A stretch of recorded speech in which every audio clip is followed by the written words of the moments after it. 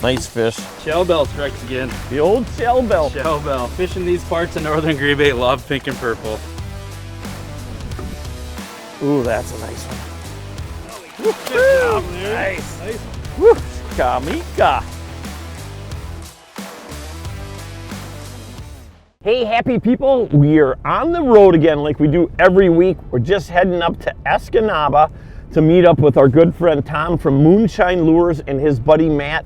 You know what? These two are extraordinary fishermen. These are the kind of trips that I always look forward to, because for me, it's going to be more kind of watching how these guys are using these baits and learning. When you're talking about two guys that have things dialed in, these two guys do. Hey, hang on to your heinies. We're running about 7 minutes behind. I got to give her because I don't want to get yelled at.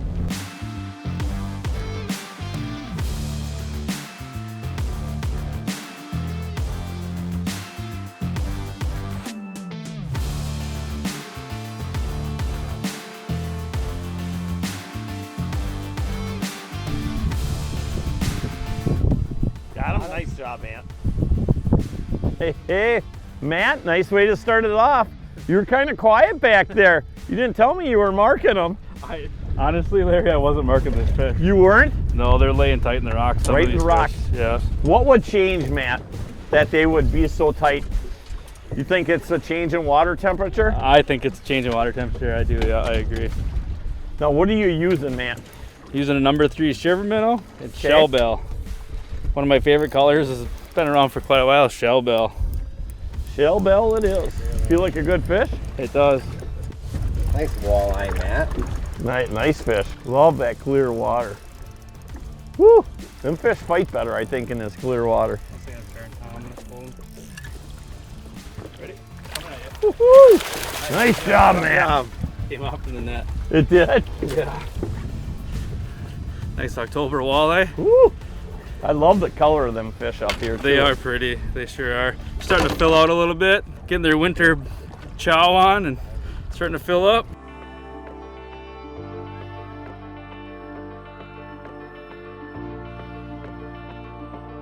I use 10-pound braid to about a 6-foot fluorocarbon leader, 12-pound test. And I use a snap swivel always when I'm using reaction baits. I've tried different ways. I've tried to tie direct and snap swivels. Okay. There's a few things that can affect the action of your reaction bait. A heavier diameter leader tied direct will allow that bait to swing out to the side less. There's just more restriction. I use a 12-pound fluorocarbon leader and a snap, and it lets that reaction bait kind of swing out a little farther to each side.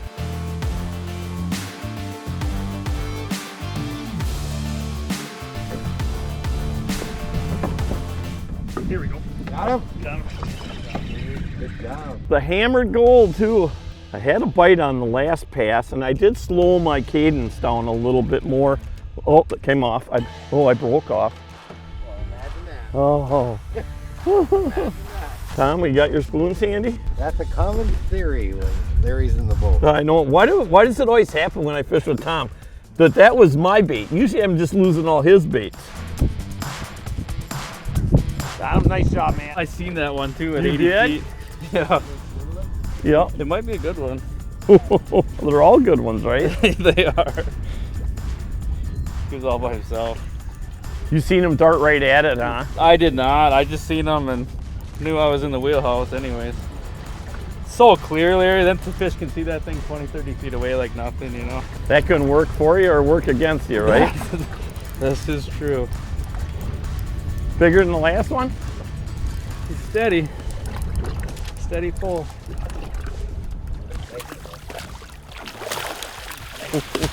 Good job. Still a nice fish. Darn nice fish. Shellbell strikes again. The old shellbell. Shellbell. Fishing these parts of northern greybait love pink and purple. Another Why do you nice, think beautiful that is? fish. Matt, what's your opinion on that? I've heard theories that gobies have a purple hue or things like that, but honestly, Larry, I can't be the scientist behind that one. I just know they like purple. You just know it works. I do. Pretty much year-round, purple and gold. I was kind of at an awkward angle to cast back at that one, and I was like, I'll just try it. I saw that. It works. So the big thing with shiver minnows, a lot of people will just rip it up and let it free fall down, but a key to these baits is they're considered a glide bait, And keep that in mind when you're fishing it. You want that bait to glide back down to the bottom. So you're gonna rip it up, kind of catch it at the pinnacle, and reel your line tight and let that bait glide back down to the bottom. Tom's on the board. What do you got going there, Tom? Oh, there's another one behind it. Are you in? Look at the graph. See, there's one following behind it. Good job, Thomas. Tom. Okay, let's get him in the net. We'll get him in the net. I see some color. You got the goby on, don't you? We got him. Good job, Thomas. No, they're really tight to the bottom right now. After that big blow and a 3-degree water change. They're really tight to the bottom, so. You think most of them fish are sitting tight to bigger boulders? Yeah, that's what I've been casting. I marked boulders on the live scope and I just cast at the boulders and pulled this one out of there. And then it was neat, there was one following it in. His buddy's like, why is he moving? Yeah. Where's he going? It's funny because if they're that aggressive, you think we'd be seeing them up off the bottom. But that's not the case today. No, it's not the case. They're right tight. Fat bottom goby. Looks like matching the hatch of what they're eating. Larry's caught two gobies on a shiver spoon already. This is what they're here filling up on, getting fat for the winter.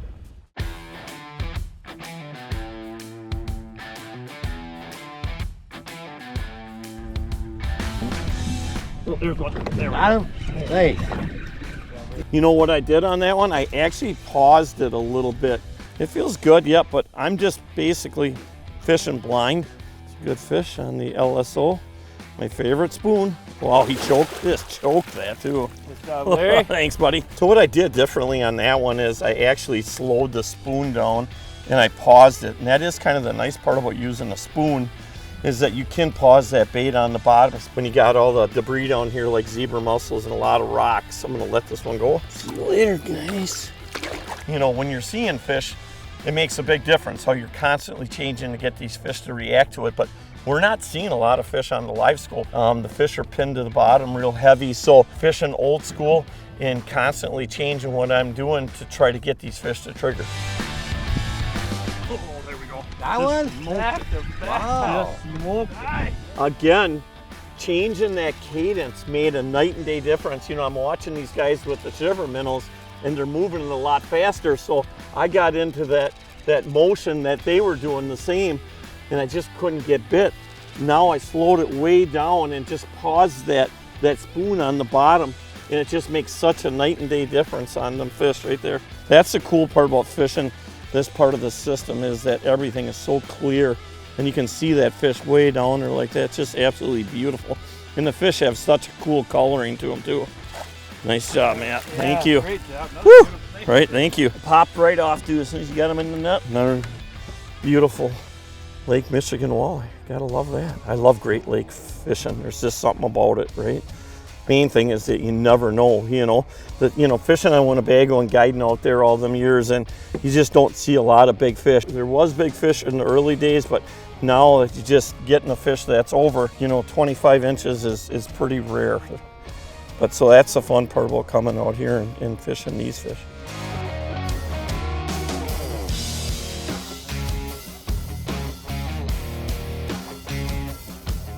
He hit it right on the glide. He did. I ripped it up, reeled that slack up tight, and let that bait glide back down to the bottom, and he just hammered it. Just smoked it. Yeah. Good feeling. You were catching him on gold there for a minute, so I put a gold one on him. That sun kind of went away, so I put a shell bell back on. And Shell bell shiver or shell bell spoon? I'm back on that number 3 shell bell shiver. Okay. That's your confidence bait anyways, right? It is. We all have one. All right. It was another blind bite, though. These fish are still tight to the bottom. You got your drag pretty loose. I think that's a big thing, especially that's a really good tip with these spoons and these shivers. I'm on my drag a lot, yeah. I think so many guys crank it down, and then when these fish make that run, they just, especially with that super braid, nice fish. That super braid, what happens is they rip it right out of their lip. Woo, that's a long one. Yeah. Very nice, Matt. Thank you, sir. Very, very nice. Yeah, like I said, kind of catching that slack and letting that shiver minnow glide back down to the bottom is really key. You don't want it to fall too fast. I like it just to swim down to the bottom. And a lot of times, boy, you'll feel them hit it.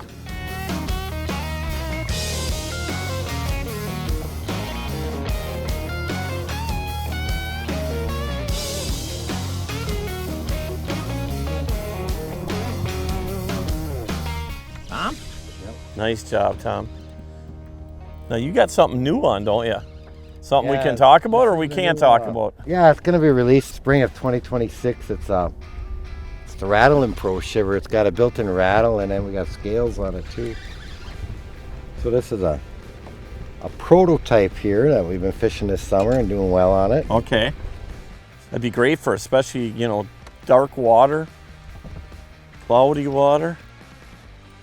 I do like that scale pattern, you know. Fluorescent line really makes a big difference. I can see everywhere his fish is. How big is that fish? I don't know. Nobody can see him yet, huh? Tom, you might have the hog of the day here. The big Gahana. Yeah, I'm glad I don't have that net in my hand. I'll trade you. No. I still need to catch up here. Just under the chin a little bit, Tom. Oh, he's Beautiful on the chin, fish, that's though. right, Oh, chin. So, Nice job, Tom. yeah, good fish. He was chasing it for sure. Yeah, absolutely. Good job, Tom. That's what happens sometimes. That happens a lot. I guess Right, you call that's it okay. a foul hooked fish, but we're not keeping them anyway. So it don't matter. All right. it's a nice fish. You pinned it on the bottom. He was hooked under here. Foul hook fish. Have to let it go. That's what we'll do anyway. But no, this is a new Rattlin Shiver. You see, it's got the scale pattern, and there's a built-in rattle in it. Where is the rattle built in on that, Tom? It's in the heavy part, the thick part of the bait. Okay. Up in here. So the rattle chamber's in here, and you can see the scale pattern. And this is a shell bell color pattern with the scale with the built-in rattle chamber in there. So shell bell's on. Matt just caught one 2 minutes before, and I hooked up with the new Rattlin Pro. So as you can see, Green Bay walleye like shell bell color. So we're fishing a structure, a point of structure, and we've been getting a fish or two a pass. We got two on the previous pass to this pass. Then we went back over it. We didn't catch any. So I moved over a little bit more, and it's kind of key to always move over and get on some fresh fish, you know. Don't keep taking that same this line. is, you know, all the time. we're on Green Bay right now, and this is a big water, you know, and we have big structure. So you can move over and get on some fresh fish, you know. And that, it seems to be key. Drifting with the current, with the wind. There's three of us in the boat. We can put the boat sideways, so each one of us get a chance to fish some clean, clear water. You know, it's not like the guy in the bow just always ahead and the guy in the back fishing what we already fished. We're all three of us are fishing our own water. We're not overfishing where we already fished. One thing when I'm working a spot or kind of searching a spot for the first time, one thing I actually like to see is to follow hook or snag a goby once in a while. Then you know that there's forage in the area, and know we're not seeing a lot of walleye on live scope, but we know the forage is here. Every 20 minutes or so, one of us is hooking a goby, and it's reassuring to know that that food is still here for them. And the walleyes usually aren't far behind. Oh, there he is. Yep. Good I job. saw that fish. That was awesome. That was awesome. You see some finally? Yeah, Matt saw one. Said, yeah, you're right in it. And as soon as he said that thunk, that felt so good.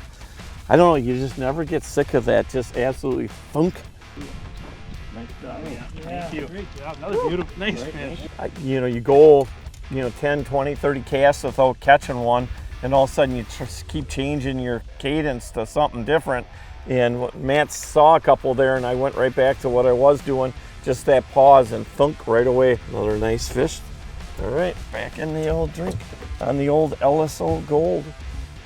Thank you, man. There you go, girl. Those are a little bit softer than a rock return, and I don't know if that's some of them fish finally starting to lift up off the bottom. When you get a softer return like that, it looks more like a spike.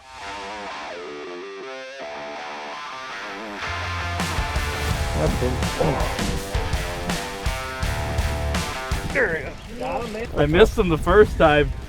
If you miss a fish, you gotta just try and stay with your cadence. If anything, maybe pull it away a little bit, but try not to let it upset you if you miss one. Just keep with it, because a lot of times these fish will come back and bite it again.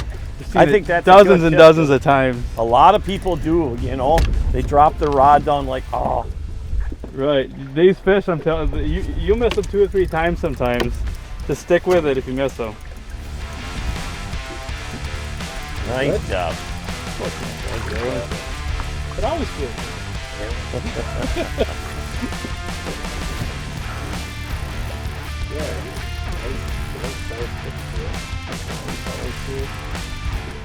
That is so awesome. New Pro Rattlin Shiver. Nice. Woo! Ooh, the back hook. Back. That's not very common. No, like I said, I missed him the first time, so sometimes you might not get him perfectly in the mouth, but he was after it. He was chasing. Again, that's that new scale colored, and this is in the shell bell. Tom caught one, so I put one on too, and this guy couldn't resist it. I mean, to miss it once and come back and bite it, you know they really want it. Hooked up. I missed him the first time. He came right back at it. I thought, was that a fish or did I roll it over a rock?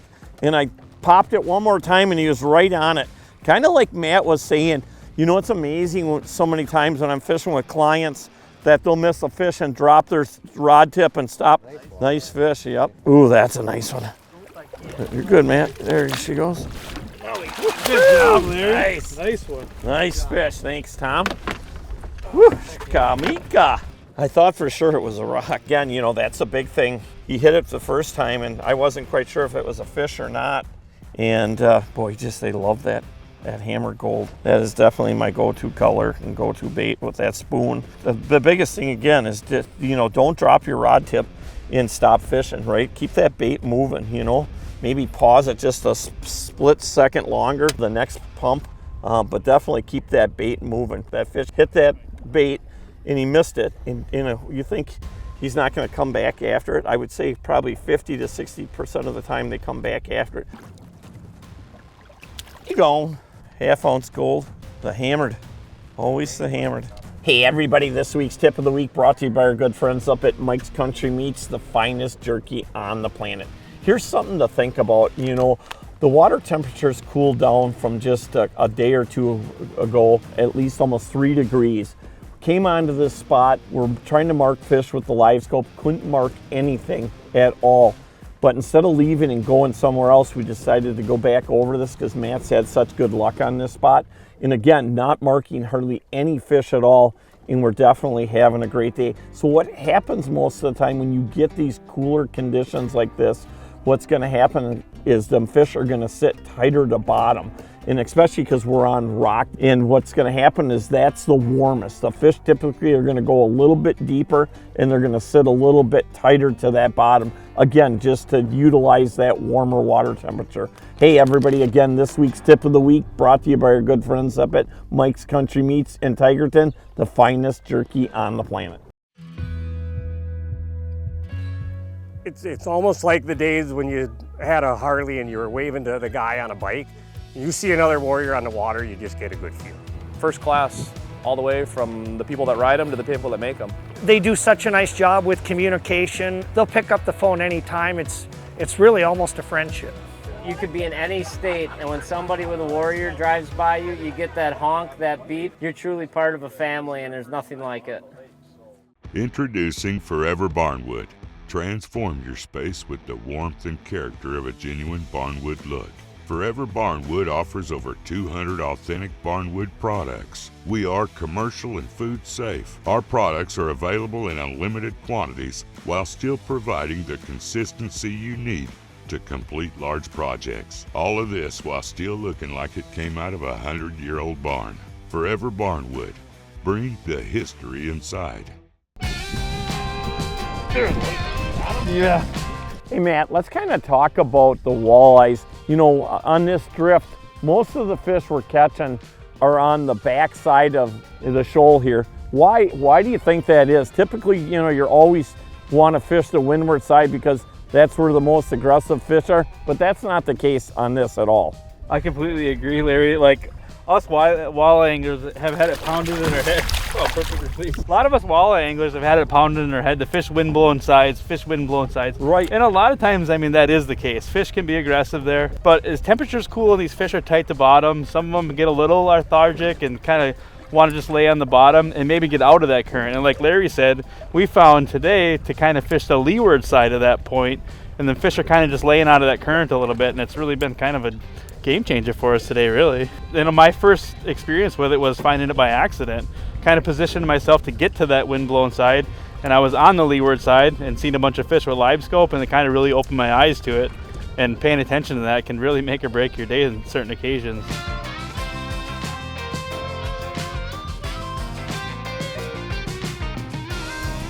Here we go. I got a good fish. Doubled up. Wow. That was something. Bing, just like that. This is a good fish. I don't know what I got here. I think this is a smallie. You got a walleye? Did I double it or no? Double up. I just want to see this one. Oh, just wanted to see him. All right. Dang it. That's okay. Another nice little eater right at, just as the sun's going down, prime time. When you start thinking about these fish, like for you to come in here and try to cast live bait on these fish, they're too spread out. You can't really see them on the live scope, so you can't really target them. So let's talk about search baits and why are they so effective? How do we cast a jig and a crawler at a school of walleye? We can't even see them. They're pinned right to the bottom. The live scope doesn't pick them up that close to the bottom. So a lot of people are under the assumption the water temp gets colder.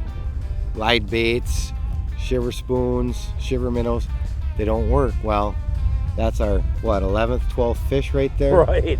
In a few hours this afternoon using glide baits and shiver spoons in 58-degree water. Don't be afraid to try them. There he is. Stick with it. Oh, that might be a bass. I don't know. Nice job. Oh. That one really took off. Holy cats. There we go. Good job, Larry. Yep, there we go. Yeah, I saw that fish and kept working them and missed them, I think, twice. But I think you missed them at least twice. It's so critical. I'm telling everyone, stay with these fish. What a great way to end the day, huh? Yeah, stay with them, everyone. Don't give up on these fish if you get a bite. You really got to focus on keeping that cadence true and just keep that rhythm going. They'll come back. There's the proof. Like we do each and every week, we always want to thank all of our military men and women for the great service they have given this country. Thank you, Annie. We also want to thank all of our firefighters, paramedics, and our law enforcement agents. Hey, it is a great day to be alive. Thanks for watching the show, and we'll see you guys and gals next week. I don't argue with Tom. That bait looks like potato salad. That's why fish love it. I love potato salad.